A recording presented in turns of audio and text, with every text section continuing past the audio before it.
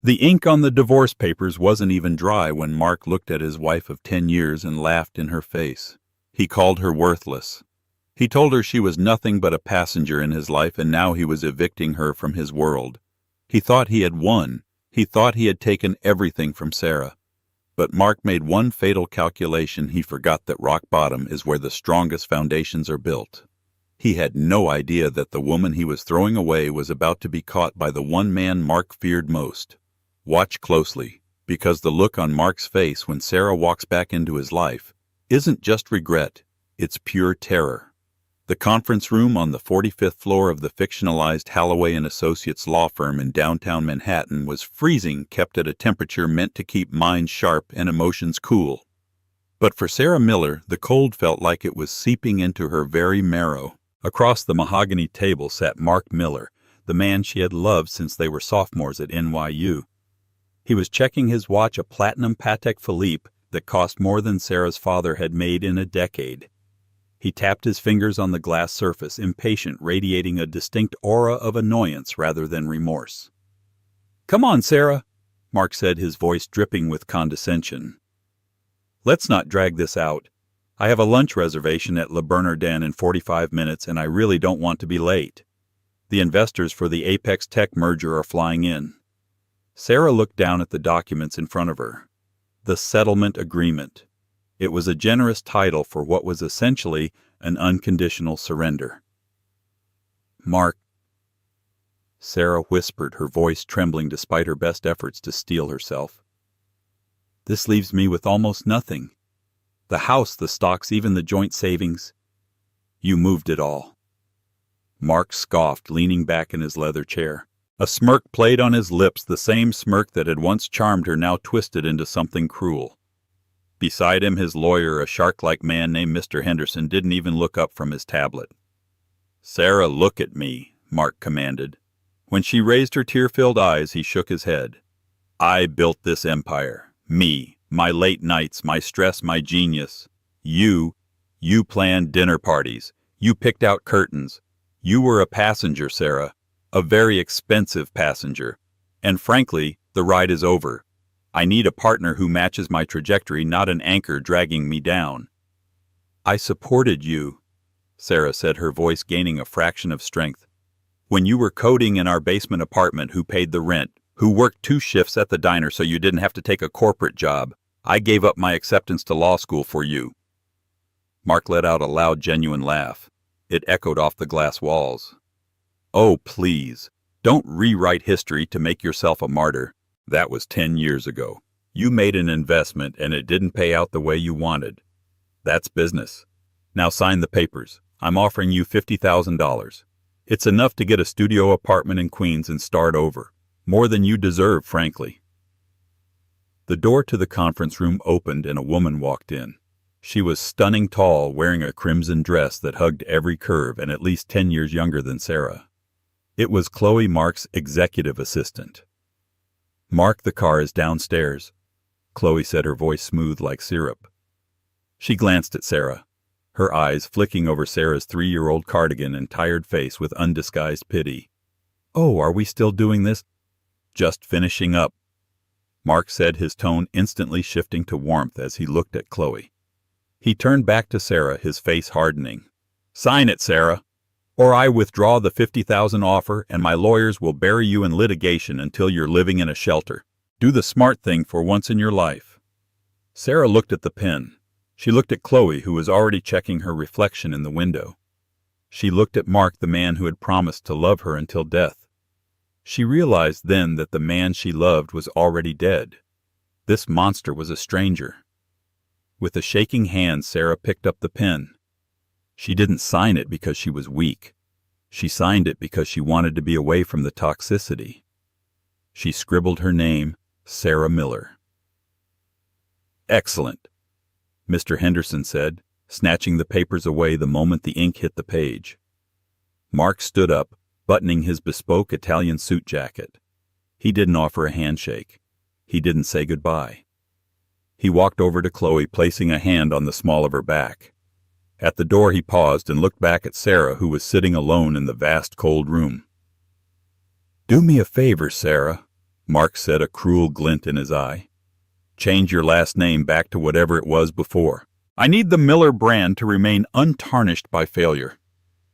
He walked out, Chloe laughing at something he whispered, leaving Sarah in the silence of the 45th floor. The reality of Sarah's new life hit her not in a courtroom, but in the grocery store aisle 3 weeks later. She was standing in front of the pasta sauce, calculating the difference between the generic brand and the one she used to buy. The difference was 80 cents. She put the generic jar in her basket. The $50,000 Mark had gifted her had evaporated faster than she could have imagined. First and last month's rent on a small drafty apartment in a rougher part of the city had taken a chunk. Then there were the debts credit cards that Mark had insisted were in her name for credit building, but were maxed out with his expenses that the prenup didn't cover. By the time she settled the immediate fires, she had less than $4,000 to her name. She had applied to dozens of jobs, but a 10-year gap in her resume was a red flag that no amount of household management experience could explain away. She was 32 years old with a half-finished degree and a wardrobe that belonged to a life she could no longer afford. Her phone buzzed. It was a notification from Instagram. Against her better judgment, she opened it. It was a photo from the City Business Gala. There was Mark looking dashing in a tuxedo holding a champagne flute. On his arm was Chloe wearing a diamond necklace that Sarah recognized it was a piece Mark had bought for their 5th anniversary, claiming it was an investment. The caption read, "Power couple Mark Miller and Chloe Evans, celebrating the upcoming merger with NextCorp. The sky is the limit." Sarah felt bile rise in her throat. She locked her phone and shoved it into her pocket, her eyes stinging. She paid for her groceries, pasta bread, peanut butter, and instant coffee, and walked out into the pouring rain. Her car, a 10-year-old sedan that Mark had generously allowed her to keep, wouldn't start. "No, no, no," Sarah pleaded, turning the key. The engine sputtered and died. She rested her forehead against the steering wheel and finally let the tears come. She cried for the law degree she never got.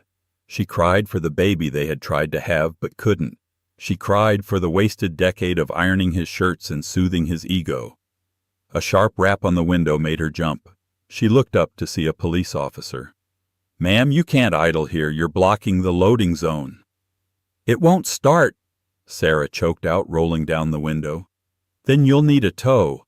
I have to ticket you if you stay," the officer said, indifferent to her red eyes. Sarah nodded, defeated. She called a tow truck, which cost her another $200 she didn't have. She ended up walking the last 6 blocks to her apartment in the rain, carrying her grocery bags. One of the bags ripped halfway there, sending the jar of generic pasta sauce shattering onto the pavement. She stood there staring at the red splatter mixing with the dirty rainwater. It looked like a crime scene. "Need a hand?" a deep, gravelly voice asked from behind her. Sarah spun around, defensive. A man was standing there under a black umbrella. He looked rough. He was wearing a worn-out gray hoodie, dark jeans, and scuffed boots. A baseball cap was pulled low over his eyes, obscuring most of his face, but she could see a heavy stubble and a strong jawline. He looked like a construction worker getting off a late shift, or perhaps someone who was just as down on his luck as she was. "I don't have any money," Sarah said instinctively, taking a step back. The man chuckled, a low rumbling sound. "I didn't ask for money. I asked if you needed a hand." He didn't wait for permission. He crouched down and began picking up the unbroken items, the peanut butter, the bread. He took off his hoodie, revealing a plain black t-shirt underneath, and wrapped the broken glass shards in the hoodie to clear the sidewalk. "That's your hoodie," Sarah exclaimed. "You'll ruin it." "It's just clothes," the man said. He stood up, handing her the salvaged groceries. His eyes met hers for a brief second. They were an intense, piercing blue, startlingly bright against his weathered appearance. "You look like you're having a hell of a day, miss." "You have no idea," Sarah muttered, wiping rain from her face. "Thank you, really." "I'm Sebastian," he said, extending a hand. It was rough, calloused. "Sarah," she replied, taking it. "Well, Sarah," Sebastian said, looking at the red sauce on the ground. Looks like dinner is ruined. I know a place around the corner that serves the best clam chowder in the city. Cheap, too. My treat." Sarah hesitated. Stranger danger was real. But there was something about this man, a quiet, grounded solidity that felt the opposite of Mark's frantic, superficial energy. And she was starving. "I can't let you pay," she said. "You ruined your hoodie for me." "Consider it an investment," Sebastian said with a faint smile. "I hate eating alone." Sarah didn't know it then, standing in the rain with a ruined jar of sauce and a broken heart. But she had just shaken the hand of the only man in the city who had more money than Mark Miller. She had just met Sebastian Sterling, the reclusive heir to the Sterling shipping fortune, a man who had vanished from the public eye 5 years ago. And he wasn't looking for a business partner. He was looking for something real. The clam chowder at Joe's Diner was hot, thick, and surprisingly good, but Sarah could barely taste it. She was too busy trying to keep her hands from shaking as she held the spoon. Across the chipped laminate table, Sebastian ate with a quiet, efficient hunger. He didn't stare at her, didn't push her to talk, and didn't offer empty platitudes about how everything happens for a reason. He just offered a presence, a solid anchor in the storm that had become her life. "So," Sebastian said after pushing his empty bowl away, "you have a car that won't start a husband who, if I'm reading the body language correctly, is an ex-husband and a jar of pasta sauce that met a tragic end. What's the plan for tomorrow?" Sarah laughed, a dry, brittle sound. "Wake up. Don't check my bank account. Try to find a job that doesn't require a reference from the last 10 years. "What are you good at?" Sebastian asked. He wasn't looking at her with pity. He was looking at her with assessment. It was the look of a mechanic diagnosing an engine or a general surveying a battlefield. "I used to be good at managing a life," Sarah said, tracing the condensation on her water glass. "I managed the contractors for our renovations. I organized charity galas for Mark's company. I balanced the household budget to the penny so he could reinvest every dollar into his startup. I'm good at logistics. I'm good at making things run smoothly while staying invisible." Sebastian nodded slowly. Logistics. The invisible art. People only notice logistics when they fail. "Exactly," Sarah said, surprised he understood. Most people thought she just sat at home eating bonbons. "I might know a guy," Sebastian said casually. "Runs a high-end catering outfit, Silver Spoon Events. They handle the big corporate gigs downtown. They need people who can handle pressure and organize chaos. It's hard work, long hours on your feet, but the tips are cash." "I'll take it," Sarah said immediately. She didn't care about the prestige. She needed survival. The next 6 months were a blur of exhaustion and grit. Sarah Miller, who had once hosted dinner parties for Manhattan's elite, was now clearing their plates. She worked 60-hour weeks wearing a black vest and tie, carrying heavy trays of champagne and hors d'oeuvres until her feet bled. But she survived. She moved into a tiny studio apartment in Astoria. It had a leaky faucet and the radiator clanked like a dying tank, but it was hers. And every Tuesday and Friday night Sebastian came over. He never arrived empty-handed. Sometimes it was a bag of fresh bagels. Other times a bottle of wine that tasted far too expensive for a construction worker to afford, though he claimed he got a deal from a buddy. They fell into a routine. Sebastian fixed her leaky faucet.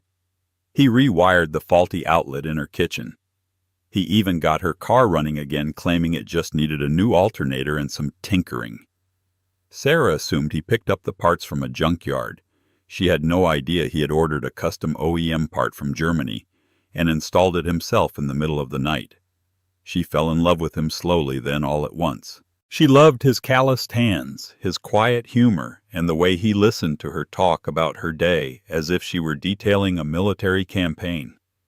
She loved that he had nothing, no fancy suits, no sports cars, no ego. He was just a man who saw her when she felt invisible. But while Sarah was rebuilding her soul, Mark Miller was busy conquering the world. Apex Tech had gone public. Mark's face was on the cover of Forbes and Fortune. He was dubbed the visionary of the new age. He and Chloe were the city's golden couple seen at every premiere and gala. Sarah tried to ignore it. She blocked the news sites. She changed the channel. But you can't hide from a hurricane when you live in a glass house. It happened on a rainy Tuesday in November. Sarah was working a shift for Silver Spoon at the Metropolitan Museum of Art. It was the annual Innovators Ball, a ticket that cost $25,000. Sarah was assigned to the VIP section, an elevated platform overlooking the Temple of Dender. She was passing a tray of Wagyu sliders when she froze. There, sitting at the center table, was Mark. He was laughing, holding a glass of scotch, surrounded by sycophants. Chloe sat next to him wearing a dress that shimmered like liquid gold. She looked bored scrolling through her phone while men twice her age tried to impress her. Sarah turned to flee to swap sections with another server, but it was too late. "Waiter!" Mark's voice boomed. He snapped his fingers. Sarah froze. Her back was to him. "Waiter, we need more champagne here, and bring the sliders. The good ones," Mark commanded. Sarah took a deep breath. She had a job to do. She needed this paycheck to cover her heating bill. "You are invisible," she told herself. "You are just a uniform." She turned around, keeping her head low, and approached the table. She placed the tray down with trembling hands. "Here you go, sir," she whispered. Mark paused. He recognized the voice. The table went silent as Mark slowly looked up. His eyes widened first in shock, and then a slow, malicious grin spread across his face. "Well, well, well," Mark said, his voice loud enough to carry to the neighboring tables. "Look who we have here, everyone. It's Sarah." Chloe looked up, her eyes narrowing. "Oh my God, is that your ex-wife?" "The one and only," Mark chuckled. He stood up, towering over Sarah. He looked at her cheap uniform, her hair pulled back in a severe bun, the fatigue etched under her eyes. "I told you to change your name, Sarah. Seeing Miller on a name tag like this, it's bad for the brand." "I'm just doing my job, Mark," Sarah said, her face burning. "Please." "Just doing her job," Mark repeated to the table. The wealthy guest chuckled nervously, sensing the blood in the water. Mark reached into his pocket and pulled out his money clip. He peeled off a crisp $100 bill. "Here," Mark said, tucking the bill into the breast pocket of her vest. "For old time's sake, buy yourself something nice. Maybe some anti-aging cream. You look tired." The humiliation was physical. It felt like a slap. Tears pricked Sarah's eyes, but she refused to let them fall. She grabbed the bill, crumpled it, and threw it on the table. "I don't want your money, Mark. I never did." "That's not what your divorce lawyer said." Mark shot back, his eyes cold. "Now run along. We need fresh drinks. And send someone else. You're depressing the atmosphere." Sarah turned and walked away. She didn't run. She walked with a stiff, unnatural gait, holding her breath until she reached the kitchen. She threw her apron into the laundry bin, walked out the back door into the rain, and didn't stop walking until she reached the subway. She didn't know that across the room, in the shadows of the Egyptian wing, a man in a black tuxedo had been watching the entire exchange. He wasn't sitting at a table. He was standing with the security detail blending in so perfectly that no one noticed him. Sebastian Sterling's blue eyes were no longer warm. They were shards of ice. He watched Mark Miller laugh and high-five a banker. Sebastian reached into his pocket, pulled out a burner phone, and dialed a number. "It's me," Sebastian said, his voice low and dangerous. "Initiate Protocol 4, and get me the file on Apex Tech, specifically their debt structuring and the leverage held by the Vanguard Group." "Sir." The voice on the other end hesitated. "That's a hostile move. You've been dormant for 5 years. If you do this, the market will know you're back." "I don't care," Sebastian said, his gaze fixed on Mark Miller's arrogant grin. "Burn it down. Start tomorrow." Sarah didn't leave her apartment for 2 days. She called in sick to the catering company, curling up under her duvet, replaying the scene in the museum over and over. The look in Chloe's eyes, the pity mixed with disgust, was worse than Mark's cruelty. It confirmed her deepest fear that she was nothing, just a discard pile in the game of life. On the evening of the second day, a knock on her door made her jump. "Sarah, it's me, Sebastian." She didn't want him to see her like this, swollen eyes wearing oversized sweatpants surrounded by used tissues. But he had a key. He had made a copy weeks ago when she locked herself out. The lock turned and Sebastian walked in. He wasn't wearing his usual hoodie and jeans. He was wearing a dark wool pea coat and tailored trousers. He looked sharper. He carried a distinct energy, a vibration of contained power that she hadn't felt from him before. "I heard what happened," Sebastian said softly, closing the door behind him. Sarah sat up, pulling the blanket around her. "How did it make the gossip columns tech mogul hires ex-wife as waitress?" "I have ears," Sebastian said vaguely. He sat on the edge of the bed and reached out, brushing a stray hair from her face. "He hurt you. He humiliated me," Sarah corrected, her voice breaking. "He made sure everyone knew I was beneath him. And the worst part is, he's right. Look at me, Sebastian. I'm 33. I serve appetizers to people I used to have dinner with, and I live in a box." "You are worth 10 of him," Sebastian said intensely. "Mark Miller is a hollow suit. He's built a house of cards on cheap debt and stolen ideas. He doesn't know real value." "Value doesn't pay rent," Sarah whispered. Sebastian stood up. He paced the small room, a restless energy coming off him. He stopped in front of the window, looking out at the brick wall of the adjacent building. "Sarah, do you trust me?" "Of course," she said, confused. "You fixed my car. You fixed my sink. You listened to me. I need you to trust me on something bigger."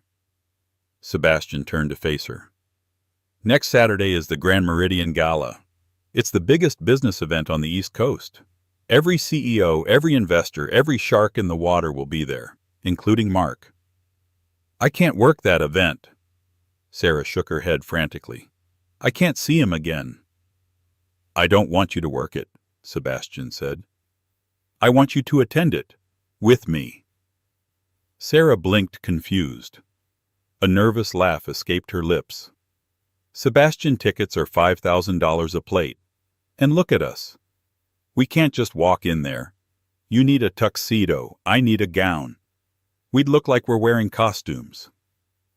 Sebastian walked back to the bed. He took her hands in his. His grip was firm, grounding. "Sarah, there is something I haven't told you.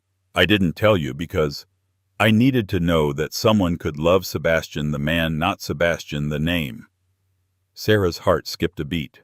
"What are you talking about? Are you in trouble? Are you running from someone?" "No." Sebastian smiled, a wry, crooked smile. "I'm not running. I'm just retired. Or I was."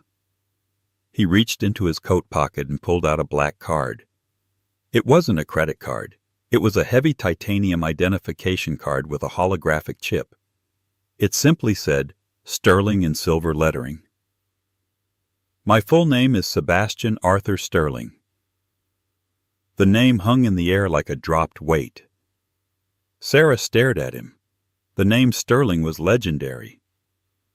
The Sterling family had owned the shipyards in Brooklyn before the city was even a city. They owned half the commercial real estate on the eastern seaboard.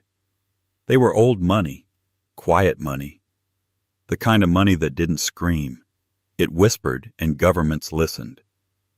"Sterling," Sarah whispered, "like the shipping company, and the private equity firm, and the real estate trust," Sebastian clarified. "I walked away 5 years ago after my father died. I was sick of the fakes, the users, the Chloes of the world. I wanted to live a simple life. I wanted to see if I could be happy with just a tool belt and a quiet apartment." "You're a billionaire," Sarah said, pulling her hands away as if burned. "You've been lying to me this whole time. The clam chowder, the broken-down truck." "The truck is real. I love that truck," Sebastian said earnestly. "And I wasn't lying about who I am. I am the guy who likes cheap diners and fixing things. That is the real me. The guy in the suit, that's the mask. But for you, I'm willing to put the mask back on." Sarah stood up, her mind reeling. The betrayal and the shock warred with the realization of what this meant. Why tell me now? Because Mark Miller needs to be taught a lesson. Sebastian's voice dropped, becoming cold and hard, the voice of a titan. And because I want to take you to that ball, not as a +1, but as the future Mrs. Sterling, if you'll have me. Sarah gasped. You're proposing now in my sweatpants. I'm stating my intentions, Sebastian said. But first we have work to do. Mark thinks you're debris. I want to show him you're the asteroid that's about to wipe him out. He checked his watch, a simple Timex he had swapped for the Patek Philippe he kept in a safe. Pack a bag, Sarah. We're not staying here tonight. My driver is downstairs. Driver. The penthouse at the plaza is already prepped, Sebastian said. Tomorrow morning a team from Valentino is coming to see you. Then Harry Winston. We aren't renting a dress, Sarah. We're buying the collection. Sarah looked at the man she thought was a construction worker. She saw the love in his eyes, but also the steel. She realized that Mark had played checkers, but Sebastian played 4D chess. She thought of Mark's sneer. Change your name. She looked at Sebastian. Okay, she said, a fire igniting in her belly that she hadn't felt in years. Let's go. The next week was a whirlwind that felt like a fever dream. Sarah was whisked from the leaking apartment in Astoria to a world of hushed luxury she hadn't even known existed. When she was with Mark, luxury was loud, flashy logos, noisy cars, trendy restaurants. With Sebastian, luxury was silent. It was doors opening before you reached them. It was clothes that didn't have labels because they were made for your body alone. She learned that the Sterling name was a passkey to the city. When she walked into a boutique with Sebastian, the managers didn't just assist her. They evacuated the store so she could shop in peace. But Sebastian wasn't just dressing her up. He was preparing her. Mark's company Apex is vulnerable, Sebastian explained one night over dinner in the penthouse. He had spread documents out on the dining table. He over-leveraged to buy out his competitors. He has a debt payment due next month of $40 million. He's banking on a new round of funding from the Vanguard Group to cover it. And if he doesn't get it? Sarah asked, sipping a vintage red wine. Then he defaults. The stock crashes. He loses everything, Sebastian said calmly. And who controls the Vanguard Group? Sarah asked, though she already suspected the answer. Sebastian smiled, swirling his wine. A holding company called North Star, which is wholly owned by the Sterling Trust. Sarah's eyes widened. You own his debt. I bought it yesterday, Sebastian said. Mark is walking into that gala thinking he's about to be crowned king. He has no idea his executioner is going to be sitting at the head table. The night of the Grand Meridian Gala arrived. Sarah stood in front of the full-length mirror in the hotel suite. She barely recognized herself. She was wearing a midnight blue gown by Oscar de la Renta, structured yet flowing with a neckline that showcased the diamond and sapphire necklace resting against her skin, a piece from the Sterling family vault rumored to have belonged to European royalty. Her hair was swept up in an elegant loose chignon. Her makeup was flawless, highlighting her eyes, making them look fierce and intelligent. She didn't look like a trophy wife. She looked like a queen. Sebastian walked in, adjusting his cufflinks. He wore a tuxedo that fit him so perfectly it looked like a second skin. He looked powerful, dangerous, and impossibly handsome. You look... Sebastian paused, his voice catching. You look like the woman you were always meant to be.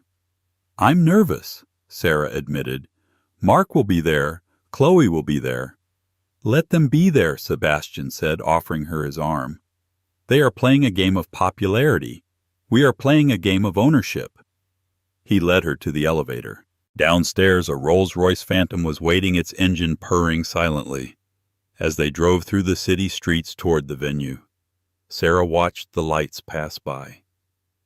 She thought of the woman standing in the rain with the broken pasta sauce. That woman felt a lifetime away. Ready? Sebastian asked as the car slowed down in front of the red carpet. The flash bulbs were already popping, blinding white lights exploding against the tinted windows. Sarah took a deep breath. She thought of Mark's laugh. She thought of the $100 bill. "I'm ready," she said. The chauffeur opened the door. Sebastian stepped out first, and a hush went through the crowd of paparazzi. They didn't recognize him immediately. He had been a ghost for years. But they recognized the bearing of a man who owned the pavement he stood on. He reached a hand back into the car. Sarah placed her hand in his. She stepped out into the night, the diamonds at her throat catching the flash of 1,000 cameras. The whisper started low and grew into a roar. "Is that... Who is she? Wait, isn't that Sebastian Sterling?" And somewhere inside the ballroom, Mark Miller was raising a glass, completely unaware that the roof was about to cave in. The grand ballroom of the Plaza Hotel was a sea of black ties and designer silk. The air smelled of expensive perfume, truffle oil, and raw ambition. In the center of the room, Mark Miller held court. He was standing near the ice sculpture, swirling a glass of scotch, surrounded by a group of nervous junior investors who hung on his every word. "The key to the market," Mark pontificated, gesturing grandly, "is aggression. You take what you want. If you wait for permission, you're already dead. That's how I build Apex. By being a predator, not prey." Chloe, standing beside him, checked her reflection in her compact mirror, looking bored. She was scanning the room for photographers, annoyed that the flashes weren't currently directed at her. "Mark," she interrupted, "why is it so quiet?" Mark frowned and turned around. The low hum of conversation in the massive hall had died down, replaced by a ripple of whispers that moved like a wave from the entrance toward the stage. "Probably some politician walked in," Mark dismissed. "Or a movie star, nobody important." But the crowd was parting. They weren't just stepping aside. They were creating a wide avenue of respect. Walking down that avenue was a couple that seemed to suck the oxygen out of the room. The man was tall, dark, and radiated an aura of absolute command. But it was the woman on his arm who made Mark choke on his scotch. She was breathtaking. Her midnight blue gown shimmered under the chandeliers, and her posture was regal. She didn't look down. She looked straight ahead, her eyes cool and confident. "Is that..." Chloe squinted, her mouth falling open. "Mark, that looks like Sarah." "Don't be stupid," Mark snapped through his heart hammered against his ribs. "Sarah is serving pigs in a blanket in Queens right now. That woman is... well, she's stunning. She looks like royalty." As the couple drew closer, the whispers became audible. "It's Sebastian Sterling. I thought he was dead." "No, he's back. And look at the rock on her finger." Mark froze. He knew the name Sebastian Sterling. Everyone did. Sterling was the whale that swallowed sharks like Mark for breakfast. If Sterling was here, the hierarchy of the room had just shifted violently. Mark, ever the opportunist, straightened his tie. "I'm going to introduce myself," he told Chloe. "If I can get Sterling on board as an angel investor, we're untouchable." He pushed his way through the crowd, an eager smile plastered on his face, blocking the couple's path near the center fountain. "Mr. Sterling," Mark boomed, extending a hand. "Mark Miller, CEO of Apex Tech." "It is an honor, sir, a true honor. We've been dying to get a meeting with your firm." Sebastian stopped. He looked down at Mark's hand, then up at his face. He didn't shake it. He just stared, his blue eyes cold as liquid nitrogen. "Miller," Sebastian said, his voice deep and smooth. "I'm familiar with your work." "Excellent," Mark beamed, dropping his hand but keeping the smile. "And who is this lovely creature you must introduce me?" Mark turned his charm on the woman, preparing his most seductive smile. The woman turned her head slowly. She looked Mark dead in the eye. "Hello, Mark," she said. The glass of scotch slipped from Mark's fingers. It hit the marble floor and shattered, splashing amber liquid onto his patent leather shoes. The sound echoed in the sudden silence of the nearby crowd. "Sarah," Mark wheezed. He looked at the diamonds around her neck. He looked at the way she held herself. This wasn't the defeated woman in the cardigan. This was a stranger. "You know each other," Sebastian asked, feigning ignorance, though his grip on Sarah's arm tightened possessively. She's my ex-wife. Mark stammered, his face turning a blotchy red. He looked from Sarah to Sebastian, his brain failing to compute the data. Sarah, what are you doing here? Did you sneak in? Is this a catering gig? It was a desperate attempt to put her back in her box, to make her small so he could feel big again. Chloe appeared at Mark's elbow, looking Sarah up and down with undisguised jealousy. Oh, honey, did you rent that dress? Be careful not to spill anything on it. The deposit must have been your whole year's salary. Sarah smiled. It wasn't a nice smile. It was the smile of a predator who knows the trap has already snapped shut. Actually, Chloe, Sarah said, her voice calm and carrying perfectly over the crowd. Sebastian bought it for me, along with the necklace. He thought it would match the engagement ring. She raised her left hand. The diamond was massive, a flawless emerald cut that caught the light and blinded the onlookers.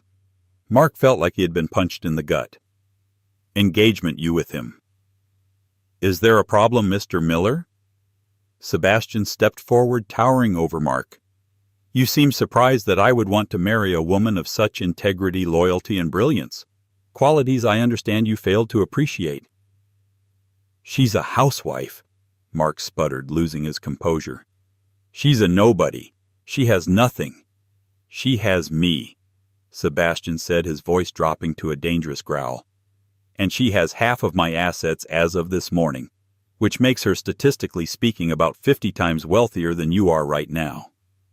The crowd gasped. Phones were out. People were recording. This is ridiculous. Mark laughed nervously, looking around for support. Sterling, she's playing you. She's a gold digger. She bled me dry, and now she's doing it to you. Bled you dry. Sarah stepped forward, closing the distance between them. Mark, why left with $50,000? You kept the millions. You kept the house. You kept the cars. I didn't fight you because I just wanted to be free of you. But you couldn't let it go, could you? You had to come to my job. You had to humiliate me. You had to tip me $100. Sarah reached into her clutch. She pulled out a crisp, crumpled $100 bill. Here, she said. She tucked the bill into the breast pocket of Mark's tuxedo, mirroring exactly what he had done to her at the museum. Keep it. You're going to need it more than I do. Mark stood frozen, the bill sticking out of his pocket like a flag of surrender. Let's go, darling, Sebastian said, guiding Sarah past him. We have the best table in the house, and Mr. Miller has a very difficult evening ahead of him.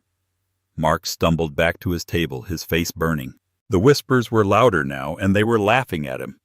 Chloe was furiously texting on her phone, ignoring him. Put the phone away, Mark hissed. It's a bluff. Sterling is just trying to intimidate me. Apex is strong. We have the Vanguard funding coming through tomorrow. Mark, Chloe said, looking up, her face pale. Look at the news. She shoved her phone in his face. A headline from the Wall Street Journal had just dropped. Vanguard Group announces acquisition of distressed assets. Apex Tech debt called in. What? Mark grabbed the phone. That's impossible. Vanguard promised to roll the debt over. If they call it in, we're insolvent. We're bankrupt. The lights in the ballroom dimmed. A spotlight hit the main stage. The host, a famous news anchor, tapped the microphone. Ladies and gentlemen, welcome. Tonight we have a surprise keynote speaker. Please welcome the chairman of the Sterling Trust, Mr. Sebastian Sterling. Mark's blood ran cold. Sebastian walked onto the stage. He didn't need notes. He gripped the podium and looked out at the audience, his eyes locking instantly onto table 12 where Mark sat sweating. Good evening, Sebastian began. Business is often described as a jungle, survival of the fittest. We are told that to succeed we must be ruthless. We must discard people like assets when they no longer serve our bottom line. The room was silent. I used to believe that, Sebastian continued, until I met someone who taught me that the true measure of wealth isn't what you hoard, but who you stand by when the rain comes. My fiancée, Sarah. Spotlight swung to Sarah, who remained seated, looking gracious and humble. Applause rippled through the room. However, Sebastian's tone hardened. There is a rot in our industry. Companies built on smoke and mirrors. CEOs who treat human beings as disposable. Tonight, the Sterling Trust is announcing a new direction. We are acquiring the debt of several failing tech companies to restructure them with ethical leadership. He paused for effect. Our first acquisition is Apex Tech. Mark stood up, knocking his chair over. You can't do that, he shouted, forgetting where he was.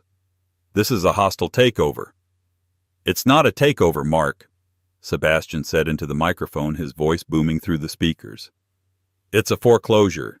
You missed your payment deadline at 5:00 p.m. today. You were too busy getting dressed for this party to read your email. Mark frantically checked his phone. There it was.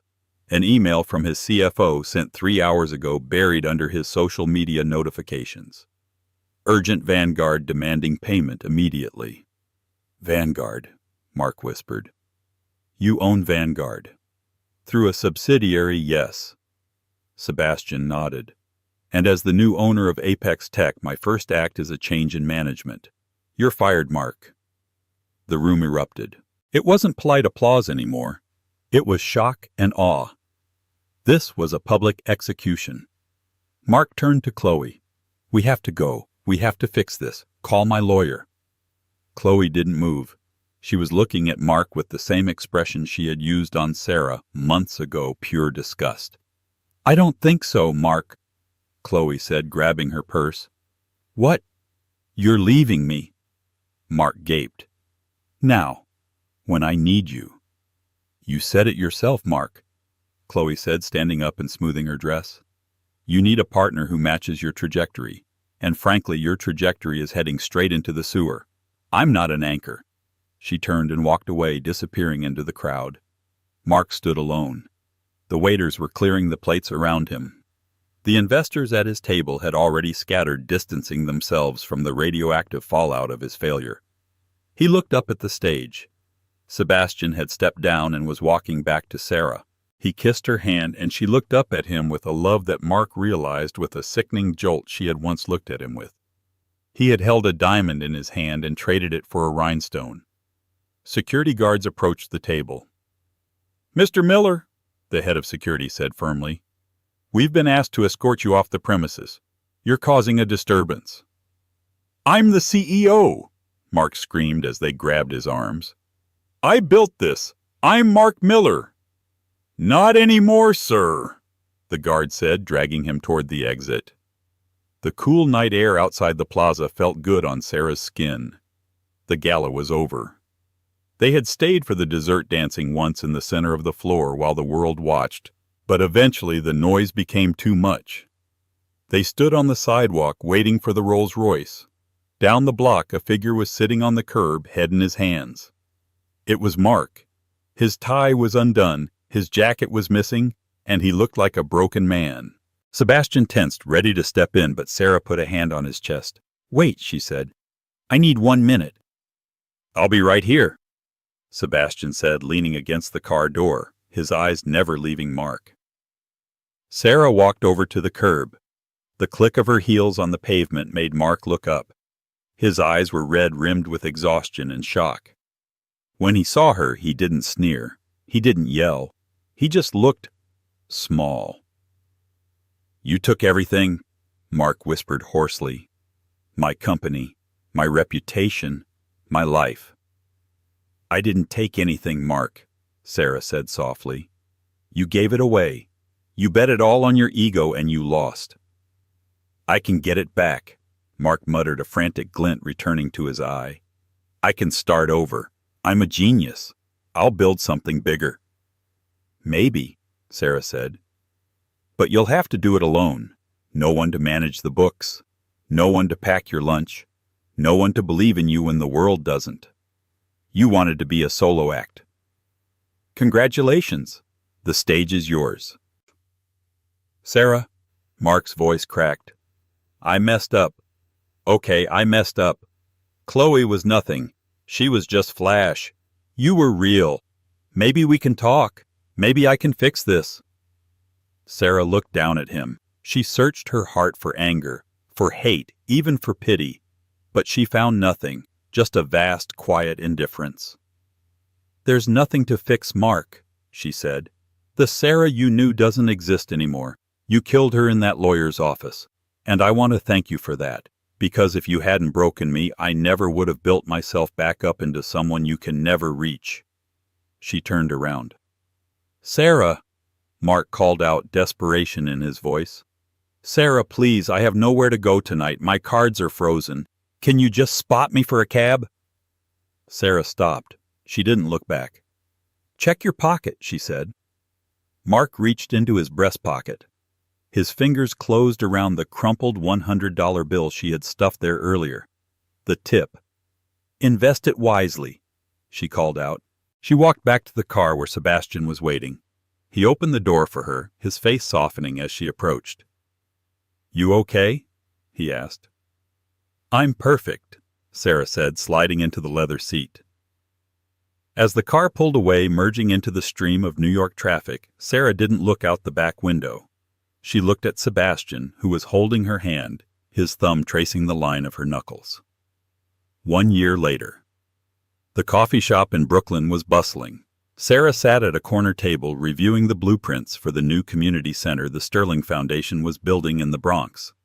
She was the executive director, now using her organizational skills to manage millions of dollars in philanthropy. Sebastian walked in carrying 2 coffees. He was wearing his old gray hoodie and jeans.